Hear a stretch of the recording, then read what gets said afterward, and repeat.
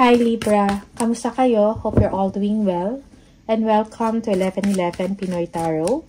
This is a general reading, so hindi po lahat ay makaka-resonate. Just take what resonates for you and leave the rest yung mga hindi para sa'yo.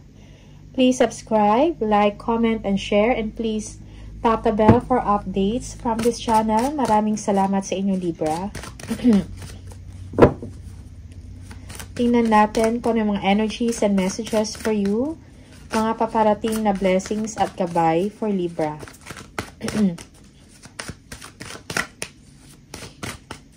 Libra. Okay.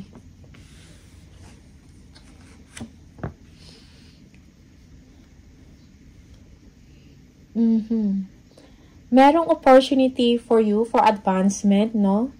Like, very interested ka dito and parang gusto mo gawa ng, or you want to proceed on this opportunity.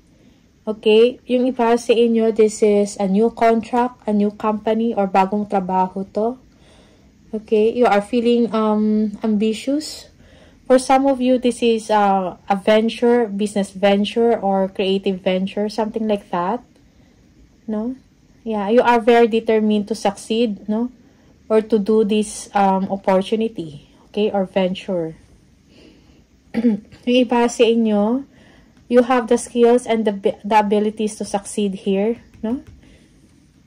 Adventure awaits for you, but be wise also, Libra.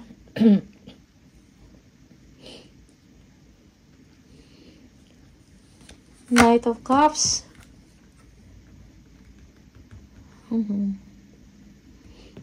For some of you, there is someone or this is you. Meron kang gustong gawin, okay, pero pinag-iisipan mo pa to ng mabuti. Okay. You are making things happen. Parang meron kang gustong, parang meron kang gustong i-accomplish, kumbaga. Pero I think kailangan mo ng enlightenment, ng wisdom about this. Okay?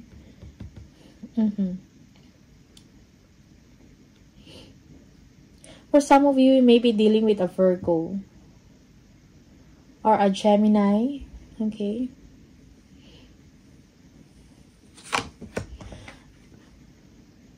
Oh, yeah. Or maybe you want to work things out with this person. Okay?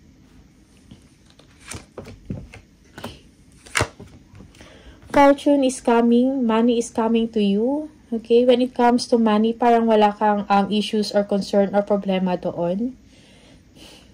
Okay, merong stability in your home life, in your family. Okay, merong kasiyahan. For some of you, you might be dealing with a Leo or a fire sign, Aries or Leo.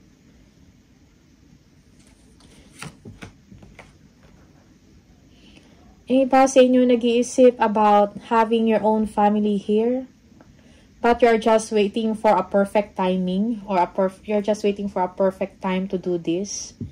Okay, you need enlightenment, or you're thinking about moving in together, no? That's for some of you.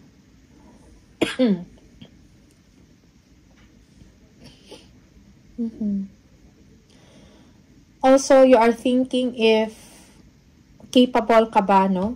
Like, most especially, when it comes to finances or money, parang iniisip mo siguro if kaya ko ba to suportahan or hindi. Or maybe may iniisip ka pang mga setbacks, no? Na kailangan mo ng pagtuunan ng pansin or pag-aralan. Okay? Parang naiisip mo to in your lone time.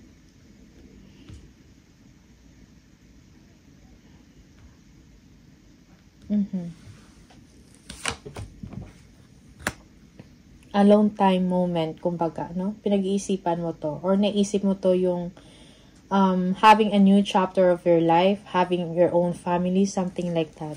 Page of Wands, you are looking forward or excited about the future.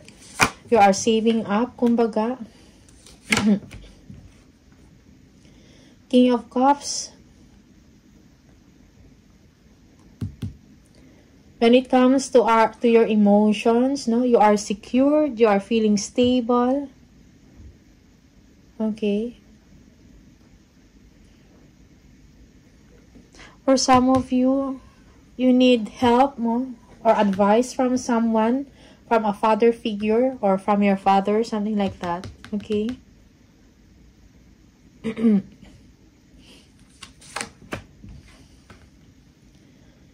Yeah, meron kang gustong gawin, no? Like maybe a creative venture to, no? There is, merong growth and expansion mo, may opportunity para dito sa inyo, okay? Pero I think kailangan mo ng advice also. Merong fresh start na mangyayari, merong ending of a situation and new beginning, something exciting, a new chapter para sa inyo, okay?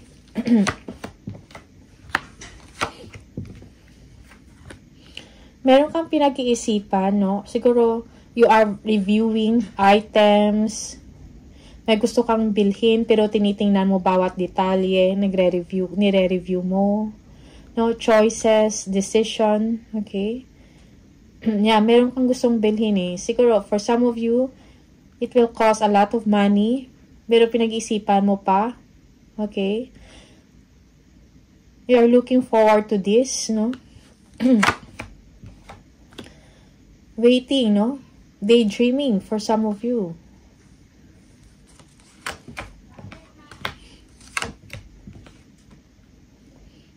Okay. Yeah, sometimes you feel disappointed or you are just not interested of doing something. Okay? Siguro meron ka pang inaantay pa, no? But before you make a decision, yes. Yung iba sa inyo, you are weighing options, no? You are weighing choices.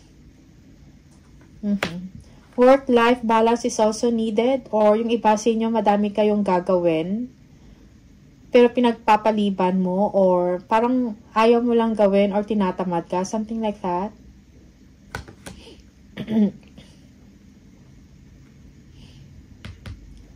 Yeah. Also, this is pressure, no? Work pressure. Okay.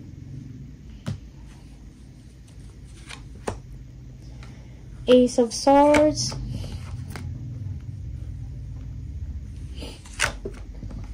You will receive a communication, no?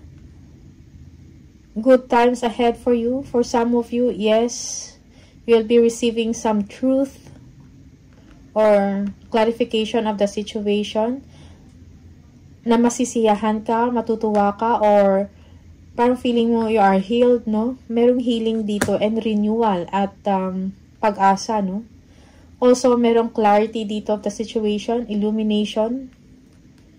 Okay?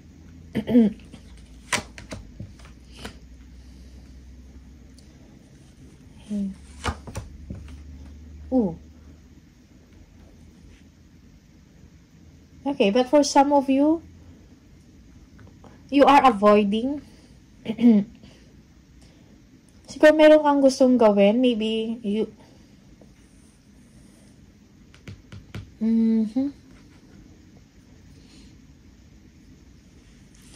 Meron kang... But you're...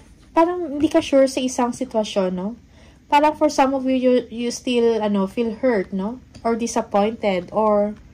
Siguro kailangan mo mag-heal or kailangan mo talaga mag-move on. Kung ano man yung separation or... na nangyari sa inyo, past pain, past experiences, okay? I think you need healing, no? Yung totoong healing na maka-move forward kayo, okay? Yeah, for some of you, you are avoiding someone here. Yeah, because you don't want to feel hurt, okay? You receive a communication from someone, no? Like, gusto siguro makipag-ayos sa'yo dito. Okay? In a soul level, you feel good. Na parang nagkaroon ng sagot or yung hope mo or nabuhayan ka uli. But then, in your mind, parang you don't want to move forward. You are doubting or you are making a decision or you are avoiding because you don't want to hurt. You don't want to get hurt again. Okay, that's for some of you. Okay.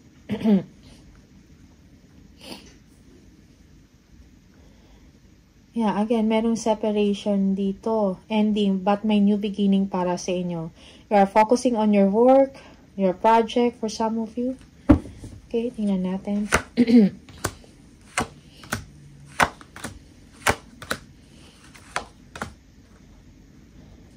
Yeah, for some of you, merong toxicity dito sa isang relationship or sa isang grupo. Okay, but you need to move forward. You need to heal. Okay. Yeah, you need to overcome, no? You need to overcome kung kailangan mo overcome kung ano man yung pain or disappointment na naidulot sa'yo to. You need to move forward. Merong toxicity in a group of friends, something like that. But you're keeping your cool here, no? Gusto mo maging balance ang iyong emosyon kahit papano. Okay, you want to stay away from this toxic person or toxic people.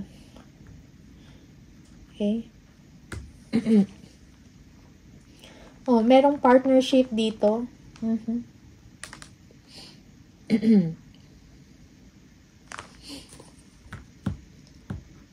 Merong someone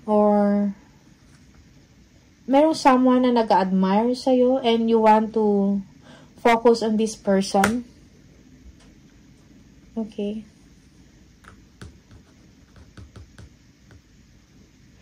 Or you need to gather yourself, no? Self-integration, kumbaga, no? Para makapag-heal ka. Okay. So, moving forward, from these toxic people or toxic relationship, no? For some of you, you are obsessing over this. Pero mentally, you need to stay away from that. You need to move forward. You need healing and self-integration, no? Gather yourself together, kumbaga.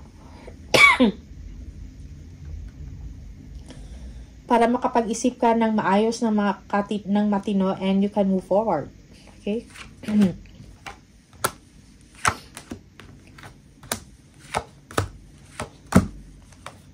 Okay.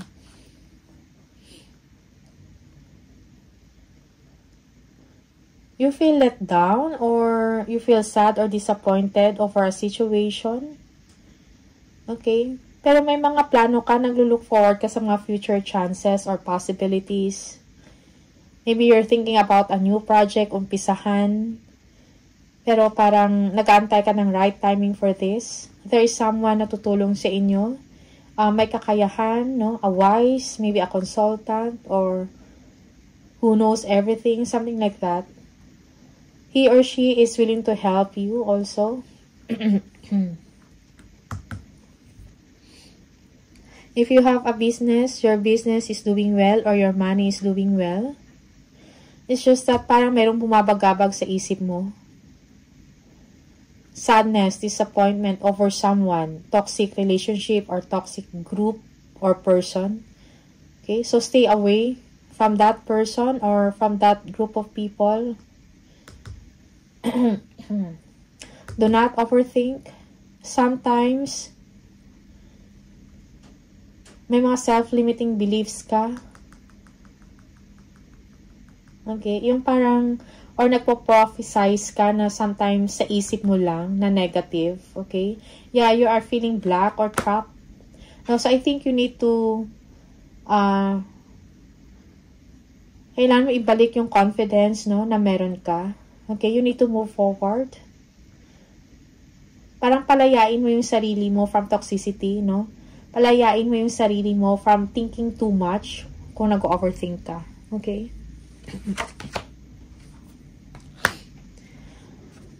Yeah, yung iba sa inyo, iniisip mo, no? Meron talagang conflict dito or may mga tao na hindi maganda yung intention or motibo sa inyo. For some of you, like, choose your battles wisely. Huwag mong patulan. Something like that. Justice. Again, 3 people.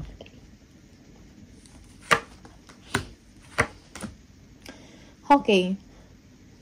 So, here you are. So, I think you will be able to think clearly, no? Babalik mo yung balance sa sitwasyon mo sa sarili mo. Do what you think is right, no? Do what you think is right, no? Believe in yourself. You need to move forward. Choose your battles wisely, okay? Planning is needed, no? Para sa'yo, sa trabaho mo. Or for some of you, mag-focus ka sa work. May mga tao na umaasa din sa inyo. Like, because you are maybe doing well sa trabaho mo or sa ginagawa mo. So, they need your help, your advice, no? Meetings, okay?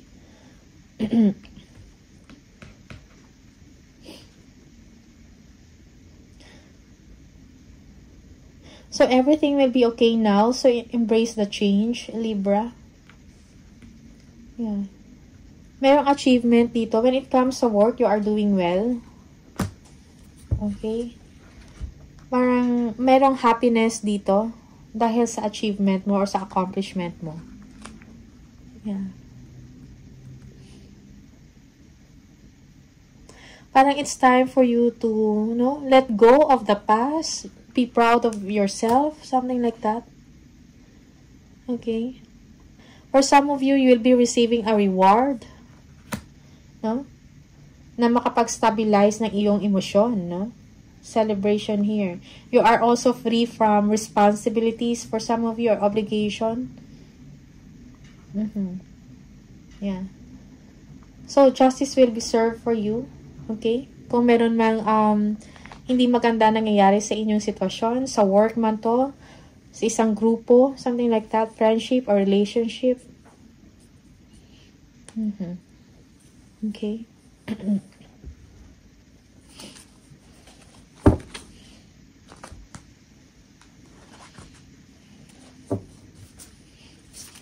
Tingnan natin. More message. For some of you, you're thinking about starting a creative project here. Pero parang naiistorbo ka, no? Emotionally. And sa isip mo. Because of toxicity here. Okay? Yung iba sa inyo nagpaplano, biyahe. Something that will make you feel good.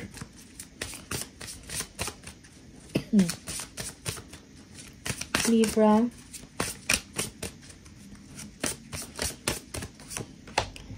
Quiet retreat. It is time to disconnect from the outer world so that you can discern and process your true thoughts and feelings from your inner world.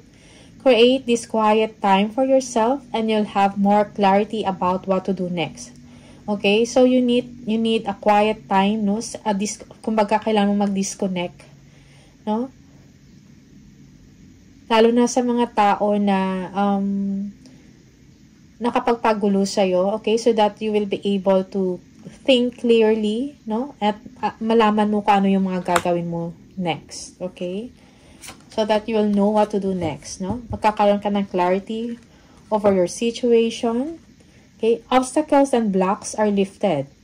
All your good personal work and your positive energy shift have overcome previous obstacles, and blocks are lifted away. You will now experience progress and forward movement with your projects. Stay centered in gratitude to ensure that your flow of abundance continues, okay? So, stay focused, no, and centered. Yeah, you need to move forward, Libra. Para magkaroon ng progress ang inyong ginagawa, okay? Ang yung mga projects, no? Obstacles and blocks are lifted away, okay? Libra.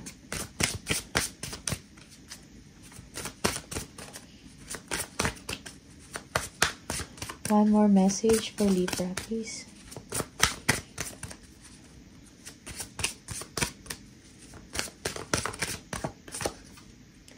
Go back to the heart of who you truly are. There you will find peace. Look at your life in its entirety. Acknowledge any old wounds and then release them. Use what they taught you as added strength. keep moving forward with a renewed sense of confidence. So again, keep moving forward with confidence. Okay? Kung ano man yung mga pasakit, no, heartaches na meron ka, you need to release them, acknowledge, and release them. Okay?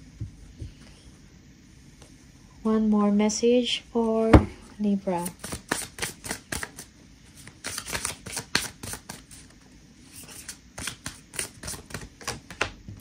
If you keep seeing the number 3, this is the message for you. Expression comes naturally to you. You are very skilled at communicating your thoughts through conversation and creative pursuits. You are able to get others on board with your ideas. I am charismatic, okay? So, you are charismatic, Libra, okay? You are able to get others on board, no? Sa mga ideas mo, most especially sa mga creative pursuits, no? Meron kang skills to communicate clearly and to communicate your ideas clearly, kumbaga, okay? Yeah. Alright, so these are the messages for you, Libra. All the best. Maraming salamat and see you on the next video. Bye.